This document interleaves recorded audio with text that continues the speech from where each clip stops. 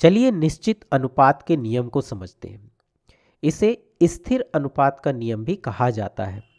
इस नियम के अनुसार किसी रासायनिक पदार्थ में उसे निर्मित करने वाले तत्व हमेशा एक निश्चित या स्थिर अनुपात में ही मौजूद होते हैं। आइए इसे पानी का उदाहरण लेकर समझते हैं। तो हम जानते हैं कि पानी यानी कि जल के अणु का रासायनिक सूत्र H2O होता है। अब यदि हम स्थिर अनुपात के नियम को इस जल के अणु पर लागू करें तो इसके अनुसार एक यौगिक के रूप में जल में हाइड्रोजन और ऑक्सीजन का अनुपात हमेशा एक समान रहेगा।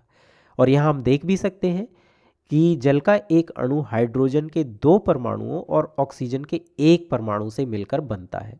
यानी इसमें हाइड्रोजन और ऑक्सीजन के परमाणुओं का अनुपात 2:1 है, 2 हाइड्रोजन और 1 ऑक्सीजन।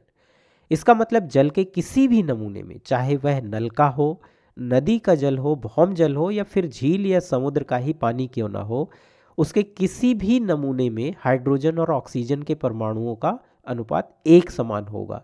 यानी कि हर जगह हमें 2 हाइड्रोजन और 1 ऑक्सीजन का परमाणु ही मिलेंगे, इसलिए यहाँ पर अनुपात हमेशा 2:1 ही मिलेगा।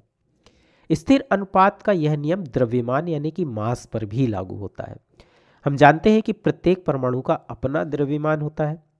जैसे हाइड्रोजन के 1 परमाणु का भार 1 परमाणु द्रव्यमान इकाई, ध्यान रखें परमाणु द्रव्यमान इकाई, एटॉमिक मास यूनिट इसे हम कहते हैं।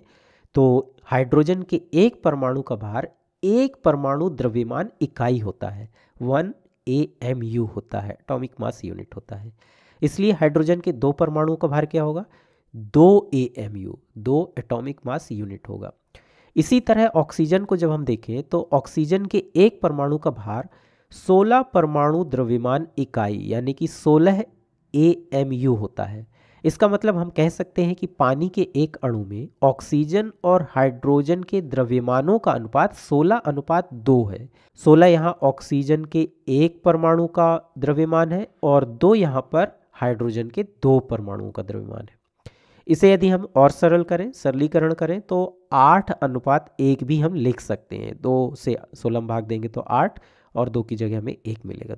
यानी कि जल के अणु में ऑक्सीजन और हाइड्रोजन के द्रव्यमानों का यह अनुपात है 8:1। वास्तव में इसका मतलब यह है कि जल के किसी भी नमूने में, चाहे वह पानी की एक बूंद ही क्यों ना हो, या चाहे वह एक गिलास पानी हो या फिर पूरे महासागर का पानी क्यों ना हो, चाहे हम 1 मिलीलीटर पानी लें, 50 लीटर लें या फिर हजारों लीटर पानी ले लें, पानी के इनमें से किसी भी नमूने में जो मौजूद ऑक्सीजन है उसका द्रव्यमान उसमें मौजूद हाइड्रोजन के द्रव्यमान का 8 गुना होगा। 8 गुना ऑक्सीजन और हाइड्रोजन का द्रव्यमान 1 गुना, यानी कि 8:1, यही अनुपात यहाँ पे मिलेगा। और इसे ही हम स्थिर या निश्चित अनुपात का नियम कहते हैं। यह नियम सभी रासायनिक पदार्थों और सभी यौगिकों पर लागू होता है।